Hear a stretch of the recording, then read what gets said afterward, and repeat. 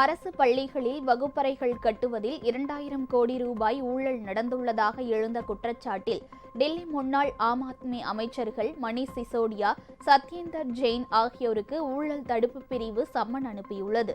இவர்கள் இருவர் மீதும் கடந்த ஏப்ரல் 30ஆம் தேதி முதல் தகவல் அறிக்கை பதிவு செய்யப்பட்டுள்ளது. கட்டுமான பணிகளுக்காக அளிக்கப்பட்ட ஒப்பந்த நிறுவனங்களில் பெரும்பான்மையானவை ஆம் ஆத்மி கட்சியுடன் தொடர்பு உடையவை என்பது தெரியவந்துள்ளது.